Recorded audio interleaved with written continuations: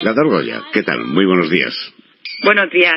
Gador Goya es diputada, es portavoz en la Comisión de Sanidad en la Asamblea de Madrid, representando a Vox. Teníamos una canción de fondo ya, aprovechando la ocasión, Gador, que la vida es un cabaret, ¿no? De aquella famosísima película de Laisha, donde Laisha Miller era la protagonista, y la hablábamos porque dábamos la noticia hace un momento, dábamos tantas, ¿verdad?, por la gestión que se está haciendo en los diferentes municipios de nuestra comunidad.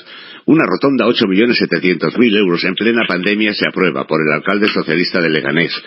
Y claro, todo el mundo pone el grito en el cielo, y digo yo que si las barandillas pudieran ser de brillantes, etcétera. Pero es que además hay otros ayuntamientos, como el de Navalcarnero, donde su alcalde ahora, después de muchos años, va a ser juzgado por haberse gastado el dinero público pues en hacer unas rotondas, en hacer unas cuevas, en un polideportivo. ¿Qué nos ha pasado? Doña Gador. Sí, perdón. Decía, ¿qué nos está pasando? ¿O qué nos ha pasado? Perdón, ¿Quiénes nos gobiernan? No he oído la última pregunta. ¿Qué nos está pasando? Bueno, pues nos está pasando que estamos mirando más para las elecciones más cercanas y a las urnas que a los ciudadanos, ¿no? Y nos preocupamos más por los intereses políticos y el qué dirán que por la salud de los ciudadanos, ¿no? Y esto que ha puesto usted no es nada más que un pequeño ejemplo, ¿no? Porque si esto lo elevamos a nivel comunitario, pues podemos ver la cantidad de subvenciones que se están concediendo, la cantidad de gasto superfluo. Sabemos que el gobierno de la comunidad ha aumentado el gasto en consejerías, mientras, pues en concreto, el problemón que tenemos en estos momentos, que es la atención primaria, está sin cubrir desde antes de que estallara esta pandemia. Y a día de hoy se está convirtiendo en el problema con mayúscula, ¿no? ¿Por qué? Pues porque la atención primaria, que tendría que haber sido el primer nivel de atención para reforzar, pues fue desatendida antes del coronavirus, durante y ahora mismo en la segunda ola, es lo que está produciendo pues ese descontrol de esa expansión descontrolada del virus, que no es porque los madrileños se muevan, que se tienen que mover y tienen que empezar sus vidas, como bien dice la señora Ayuso. Se debe ese descontrol en la expansión del virus en la nueva ola a la falta de capacidad que ahora mismo hay en la sanidad madrileña. Yo en concreto hablo de la madrileña porque es lo que nos ocupa, para poder llevar a cabo un control, una identificación y un control correcto y exhaustivo de cada uno de los casos que se están dando en nuestra comunidad. Esa es la situación de hoy en día, lamentablemente. Hoy han comenzado las restricciones en los barrios que ya se anunciaron. Los ciudadanos no lo entienden, evidentemente, pero hay muchas razones que los ciudadanos no entienden. No una, son muchas. Es verdad que el incivismo también incide, valga la redundancia, ¿no?, en esta situación. Es decir, que la gente no se ha comportado, algunos, ¿no?, la inmensa mayoría sí, afortunadamente, pero esto al final incide en todos, el que haya un mal comportamiento. Pero también es verdad que estamos sorprendidos, porque claro, nunca sabemos a qué atenernos. Hoy se dice una cosa, mañana otra, la que se dijo ayer ya no vale y la de mañana tampoco, y al final esa confusión lleva a todos a estar un poco perplejos por lo que está ocurriendo. Yo puedo entender, doña Gador, que una situación como esta, de esta magnitud, sea muy difícil de gestionar, muy difícil, pero al menos que las medidas sean uniformes, que no sea un día una, otro día otra, que salgamos, que no sepamos qué hacer, y que al final nos veamos abocados a repetir de nuevo lo que ya padecimos, que a mí me pareció un atentado contra la libertad del individuo. Bueno, mire, efectivamente, lo que usted ha dicho, estamos viéndonos sometidos a demasiados bandazos ya, desde que comenzó la pandemia y concretamente desde que empezó en la Comunidad de Madrid, pues a desbordarse y a crecer la curva de manera exponencial. Estamos siendo sometidos a demasiados bandazos. Bandazos producto de la improvisación, e improvisación producto de esa falta de interés, y lo digo así, de esa falta de interés por verdaderamente abordar el problema desde un punto científico, técnico y no político. ¿Y con esto qué quiero decir? Mire, la señora Ayuso anunció que había creado otro comité, no el Comité Nacional del que tanto hablan ellos, sino un comité de expertos que les asesorara para entrar en la desescalada y en la fase 1 en la Comunidad de Madrid, ¿no? Pues yo ya he pedido por escrito dos veces, en primer lugar, las actas de las reuniones de estos comités y las conclusiones a las que han llegado este comité del que hablaba la señora Ayuso. No he recibido contestación. Bueno, he recibido contestación en donde se me pone que no había actas porque esas reuniones eran reuniones más o menos informales y no vinculantes. Y no he podido saber a qué conclusiones ha llegado este comité científico que asesoró al gobierno de la Comunidad de Madrid. Pero existe. ¿Perdón? Existe. Porque ya tenemos experiencia de otro que no existió. El de la Comunidad de Madrid, yo lo que le puedo decir es que si existe, que yo no pongo en duda que exista, desde luego las conclusiones a las que ha llegado este comité, las indicaciones que este comité le ha dado al gobierno de la Comunidad de Madrid, las reuniones que han tenido por escrito, y lo puedo demostrar porque tengo las respuestas, no se me ha dado ninguna información de cuáles son las indicaciones, cuáles han sido los informes, no los tengo. Y una de las dos respuestas es que como eran reuniones no vinculantes, no había actas de las reuniones. Pero bueno, a lo que voy. Nosotros, sin ser grandes expertos científico-técnicos, ya desde el mes de abril le venimos diciendo al consejero de Sanidad la que se le viene encima.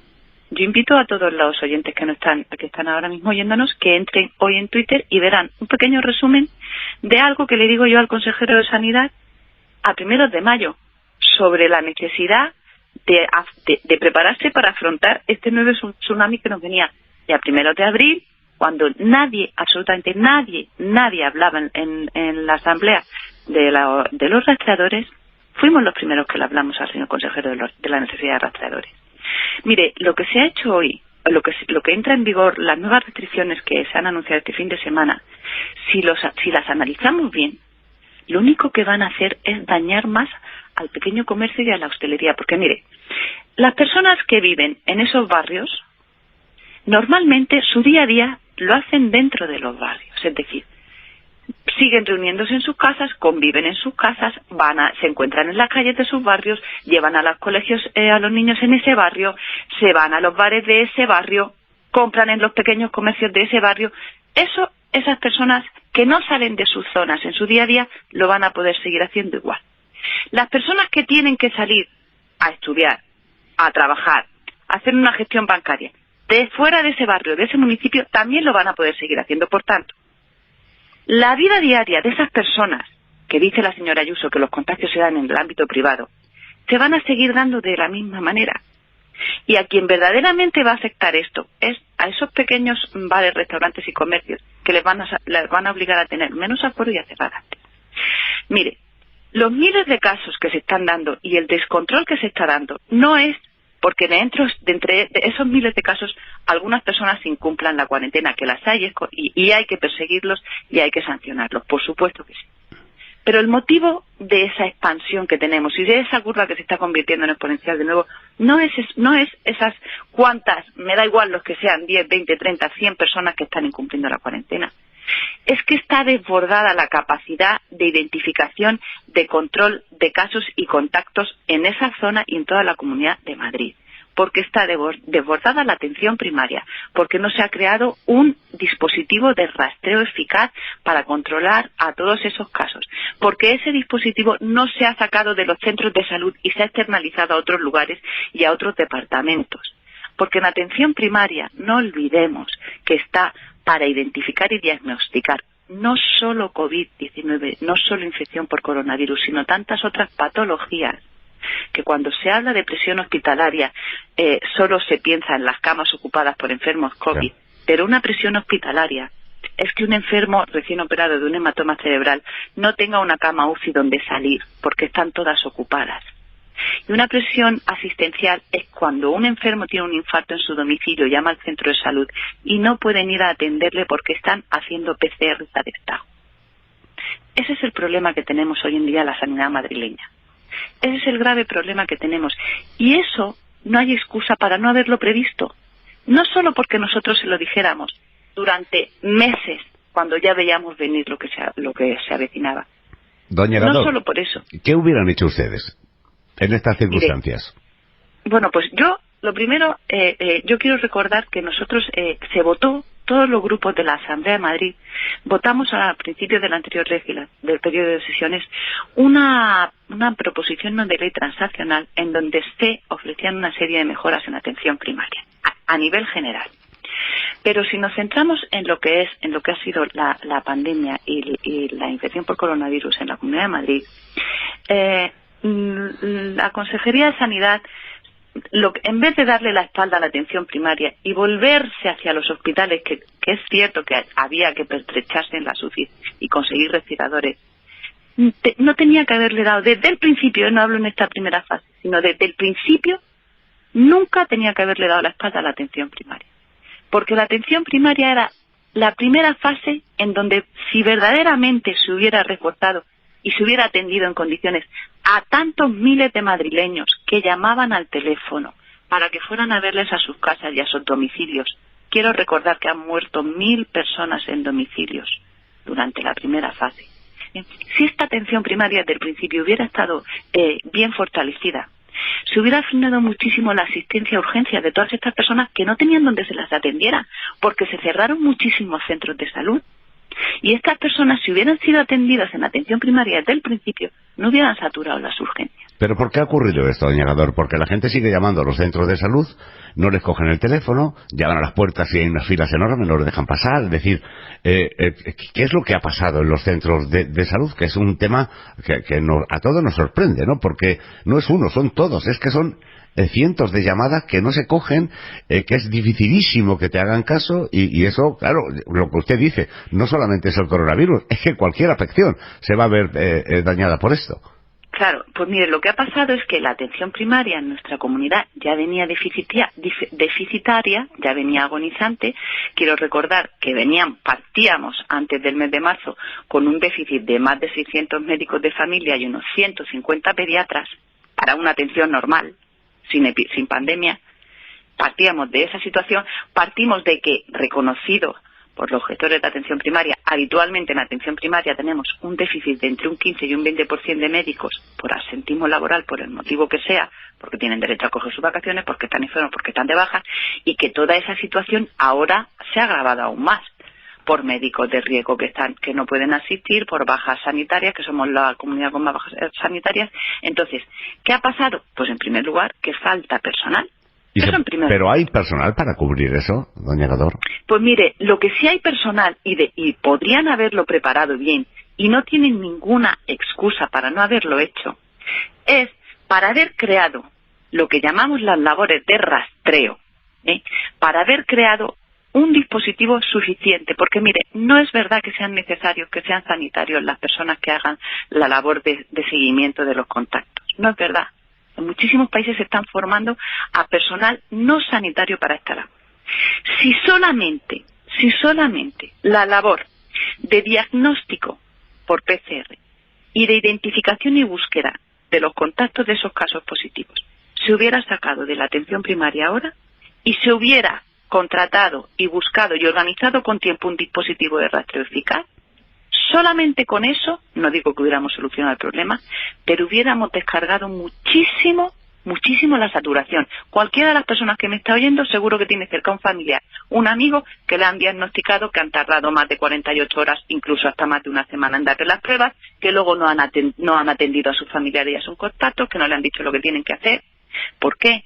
Porque es que las PCR se están haciendo en los centros de salud, porque conozco médicos que me dicen, me he tirado el día haciendo PCRs y enfermeras, y he cubierto el cupo de PCR de mi centro de salud para 2 días, porque los pediatras están desbordados, saturados y ocupados con diagnosticar a cualquier niño con tos y mocos que llega a un centro de salud y le hace una PCR y tiene que estar pendiente del resultado. Solamente con que esa labor la Consejería de Sanidad la hubiera preparado con tiempo, y ya que han creado otra nueva viceconsejería más de salud pública y COVID-19 ahora, no sé para qué hacía falta, pues solamente con eso, la atención primaria, no digo que se hubiera visto completamente liberada, pero le hubiéramos quitado una gran carga. Es que quiero recordar que están atendiendo las llamadas telefónicas. que me digan a mí, quien me están oyendo ahora mismo, lo que están tardando en coger los teléfonos. Bueno, Quiero decir, si es que los cogen. esto ha sido todo un producto de una falta de previsión y de no querer reconocer las cosas. Cuando yo le explicaba al consejero de Sanidad lo que el Centro Europeo de Enfermedades Infecciosas recomendaba de rastreadores por población, él me lo negaba. No, aquí no tenemos eso, es que eso es demasiado. Pero la realidad es que están desbordados. ¿Excusa para no haberlo previsto? No tienen ninguna. Porque, repito, nos han creado otra viceconsejería más. Ya no son solo las 4 consejerías que nos crearon cuando comenzó la legislatura. Es que ahora han creado una viceconsejería para COVID-19. Y seguimos como estamos. Y repito, este descontrol que tenemos ahora mismo no se va a solucionar con cerrar los restaurantes antes, con limitar los aforos y con evitar que la gente salga de sus barrios, que no salen el día a día, sino que se va a solucionar aumentando esta capacidad de identificación de casos y contactos. Yo esta mañana voy a visitar unos centros de salud de atención primaria, me lo van a contar. Todos sabemos cuáles son las colas que tenemos. Insisto, no solo COVID-19, es que la salud de nuestra ciudadanía y de nuestra comunidad se está viendo resentida por tantísimas otras patologías que no están siendo atendidas. Ni en su domicilio ni en los centros de salud han bajado un 40% los ictus y los infartos, y ha seguido habiéndolos. Por tanto, yo lamento decir que no será porque no se lo hemos avisado. Me parece que aquí hay una falta de, repito, una falta de previsión, una negligencia a la hora de sentarse y organizar los dispositivos. Se está a tiempo. Yo sé que hay farmacéuticos que están ofreciéndose las oficinas de farmacia para hacer las pruebas PCR. Eso hay que sacarlo de la atención primaria. Eso hay que sacarlo porque no hemos empezado la epidemia de gripe y de todos los procesos víricos en los niños. Sí. Un departamento que se dedique solamente a colegios. Vamos a crear en la Consejería de Sanidad un departamento que centralice y lleve absolutamente la gestión de todo lo que ocurra en los colegios de la Comunidad de Madrid. Pero dígame una cosa, senador, ¿por qué no se han sentado con ustedes? ¿Por qué no se ha consensuado? Es que la gente no lo puede entender. En la Comunidad de Madrid hay 2 sectores claramente enfrentados, ¿no? Y hay uno que yo creo que tiene la voluntad de hacerlo. Otra cosa es que puedan o no puedan, o que sepan o no sepan, pero que tiene la voluntad de hacerlo y de hacerlo lo mejor posible. ¿Por qué no cuentan con ustedes? ¿Por qué han desaparecido del espectro político, mediático? ¿Por qué ustedes no existen? Es una pregunta. Mire, yo quiero lamentar que el Gobierno de la Comunidad de Madrid haya estado más pendiente quizá de lo que puedan haber, de procurar hacer ver, enfrentarse al Gobierno de España, de Pedro Sánchez, que ojo, ha sido un gobierno negligente y ha sido el gran fraude a los españoles. Eso, por supuesto, nadie lo duda. Y lamento que ahora o esta mañana tenga que llegar el señor Sánchez como salvador de la Comunidad de Madrid a hacerse la foto que viene a salvar la Comunidad de Madrid. Los partidos de izquierdas ya sabemos cómo son, y de hecho ayer estaban en la calle, Gador, ayer estaban en la calle movilizándose en cada uno de estos barrios, ¿eh? Claro, ya lo han dicho ellos, hay que aprovechar, ellos aprovechan toda la crisis, todo el dolor de los ciudadanos para sacar rédito político, pero es que Vox no está en eso. Vox no está en eso. Vox, a la Consejería de Sanidad, todo lo que se está diciendo ahora públicamente se le ha dicho personalmente, y a los responsables y al consejero de Sanidad, todo esto se le ha dicho personalmente. Todas estas propuestas se le han pasado personalmente, y todo lo que se me ha comunicado y toda la medida en la que nosotros como grupo, y no solo yo, todos mis compañeros de otras responsables de otras comisiones, hemos intentado aportar y construir, porque verdaderamente lo que nos interesa es el bien de los madrileños. Es decir, nosotros no queremos sacar ningún rédito político, pero yo cuando oigo al señor viceconsejero, al doctor Zapatero, decir que aquí tenemos que contar todos y que cuentan con todos porque si solos no van a salir de esto, a mí me da mucha pena, porque no voy a decir que me da la risa porque la situación es muy seria, pero me da mucha pena cuando le oigo decir eso y vemos la de propuestas y la de medidas que nosotros hemos propuesto al Gobierno de la Comunidad de Madrid y no se nos ha hecho caso. Y no se nos ha hecho caso, y yo siento tener que decir lo dijimos, pero es que lo dijimos. Sí, lo dijimos. Y el tema del rastreo, como le digo, todavía se está a tiempo, todavía se puede hacer. Yo creo que está bien que se pida, por supuesto, ayuda al ejército, pero en la Comunidad de Madrid se podría haber organizado muchísimo mejor. Y culpar a los madrileños, buscar culpa afuera. El señor Sánchez tiene muchísima, por supuesto, es el principal responsable de esta tragedia en España, pero, hombre, los ciudadanos no son los culpables. puntualmente algunos sí lo son. ¿Hay irresponsabilidad? Sí lo son. Pero los madrileños no tienen la culpa de que llamen a un centro de salud y tarden días en cogerle y no puedan ver a su hijo en 7 o 10 días, o que los padres hasta 1 de septiembre no hayan sabido qué iba a pasar con sus colegios. De todo esto no tienen la culpa los madrileños. Y yo, como digo, Vox está ahí para proponer y para ayudar y para construir. Y no desde ahora, sino desde muchísimo antes de que comenzara esta crisis, ¿no? Y estos problemas estructurales que hay, los que ahora mismo se están viendo, igual que los vemos nosotros, los tienen que ver en la consejería y ese famoso comité científico que tiene asesorándoles. ¿Por qué no se hace? Por negligencia, por ineptitud, por desorganización, sí, por falta de previsión. No tienen excusa, es que no hay ninguna excusa. Y a mí además lo de los comités ya me produce una cierta sonrisa, y es verdad que en estos momentos no es para sonreír, pero es que, claro, después de lo del comité del gobierno, que no existió, pues uno ya tiene dudas cada vez que se habla de un comité de este tipo. Pues no sería más fácil hacer una foto, decir quiénes son los técnicos y a partir de ahí y que se reúnan con todos y sacar conclusiones. Que a mí me parece muy bien que los expertos al final sean los que tengan que determinar las medidas, pero es que los expertos tampoco se ponen de acuerdo, ¿eh? Es que... Y luego es que los madrileños tampoco nos merecemos asistir a este espectáculo de descoordinación permanente y de improvisación. Lo vimos cuando la desgracia y el drama de las residencias, esa descoordinación que había entre la Consejería de Sanidad y Asuntos Sociales.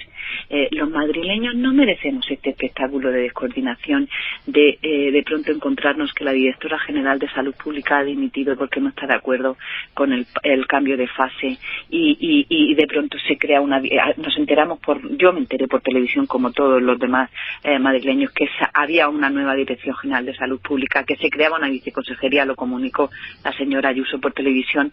El espectáculo de descoordinación, de ahora anuncio restricciones de movilidad, ahora no doy rueda de prensa de la Junta de Gobierno, ahora retrasamos la rueda de prensa 3 veces, es decir, no estamos para estas improvisaciones, nuestros madrileños no están para esto, es que están perdiendo su salud, sus trabajos y todas sus vidas, ¿no? Y yo creo que ya hemos tenido tiempo suficiente para poder aprender de los errores. El virus era un virus silente, era un virus desconocido. Bueno, pues podíamos tener cierta excusa, ¿no?, en que no se conocía cómo funcionaba. Claro, pero ahora ya no la hay. Ahora ya no la hay. ¿Sabe usted, doña Gador, discúlpeme, que el Consejo General de Enfermería ha solicitado la coordinación y una estrategia global para todo esto? Y ellos mismos dicen que piden una dotación de recursos humanos para controlar realmente la pandemia. Además, solicitan contar con el número de rastreadores necesarios para poder testar a las personas sintomáticas y a los contactos estrechos en el tiempo adecuado. También consideran esencial reforzar la comunicación entre los niveles asistenciales y de atención de toda la comunidad. Entre otros asuntos, hoy han hecho un comunicado que va muy en la línea de lo que usted acaba de decir. Sí, así es, y los médicos también han pedido que todas las medidas que se estén tomando estén basadas en criterios epidemiológicos. Yo se lo he explicado al principio de nuestra conversación. Si uno analiza cómo van a afectar estas restricciones de movilidad a la vida diaria de los ciudadanos, pues nada. Digo a la vida, no a sus economías y a sus trabajos, sino a su vida, no va a cambiar nada. Claro. Porque hay personas en esas zonas que en el día a día, entre semana, no salen de sus barrios, porque hay personas que salen para ir a trabajar y a estudiar y lo van a poder seguir haciendo. Por tanto, el control de la expansión del virus, si es como dice la señora Ayuso, se da en ámbito privado, esos comportamientos privados con estas restricciones de movilidad no van a cambiar. Yeah. Los médicos y los científicos han pedido que se basen en criterios epidemiológicos.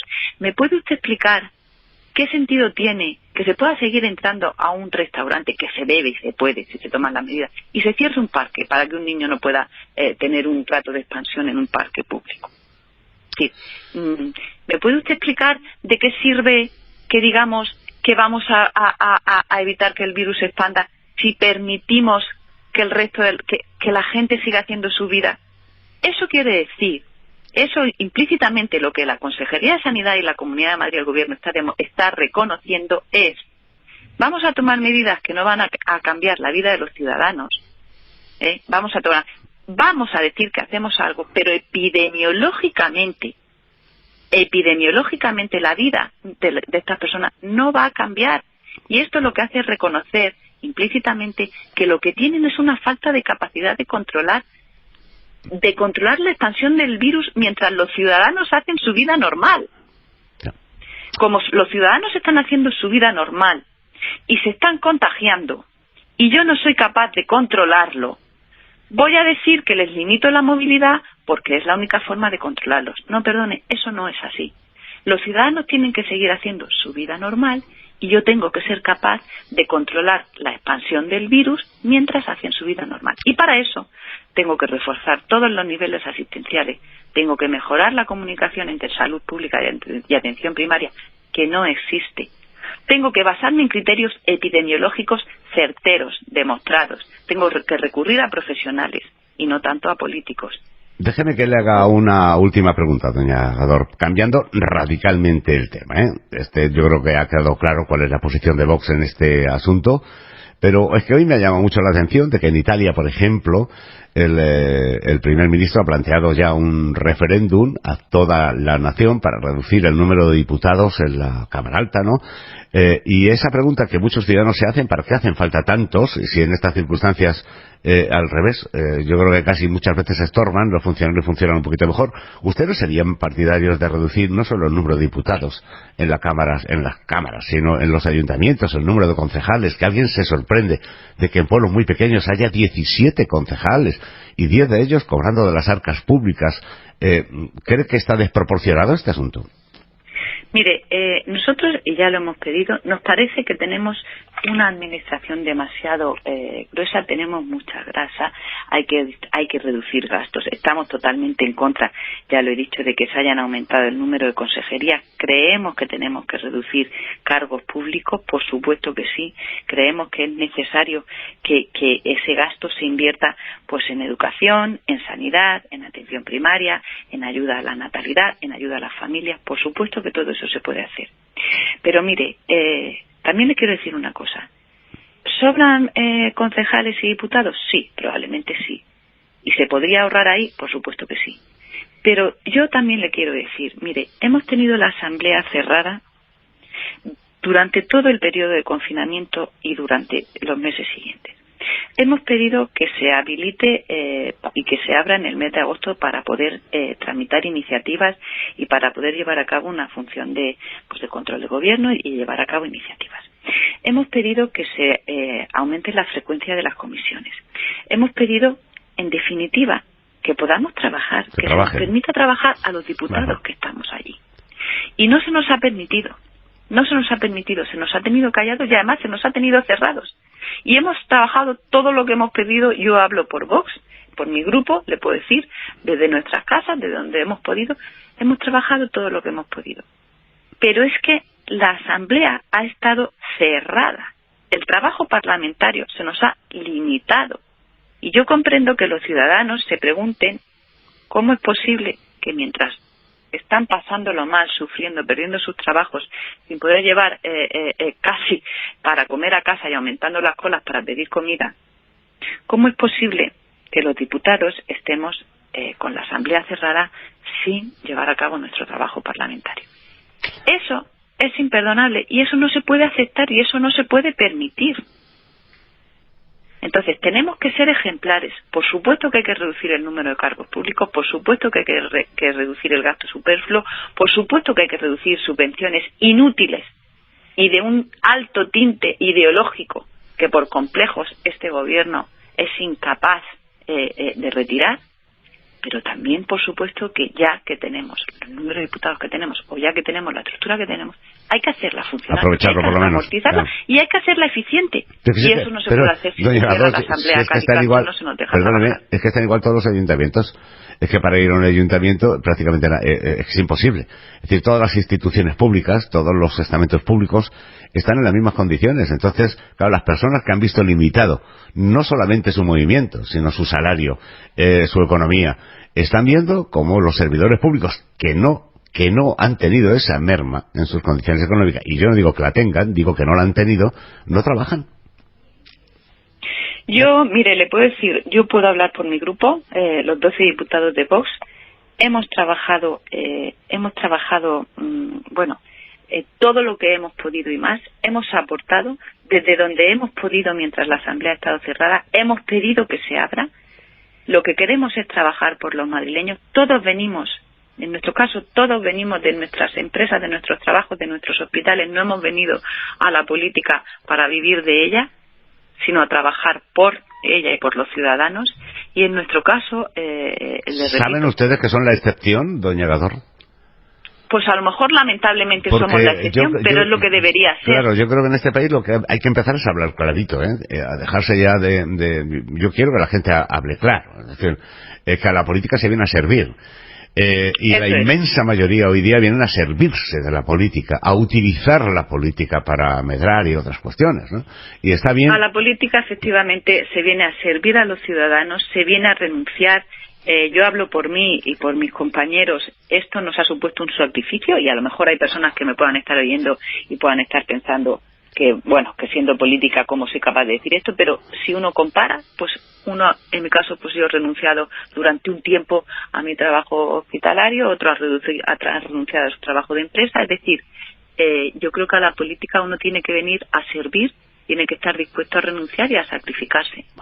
El problema es que cuando se utiliza como un medio de vida, pues es un problema. Al final, como digo, pues se traga con carros y carretas. Exacto. Y al final uno está más pendiente de las consecuencias políticas de sus actos que de las consecuencias para los ciudadanos, y pasa lo que está pasando hoy en día en la Comunidad de Madrid con la sanidad. Pues doña Gador, joya, es un placer como siempre contar con usted en esta cadena. Gracias y buenos días.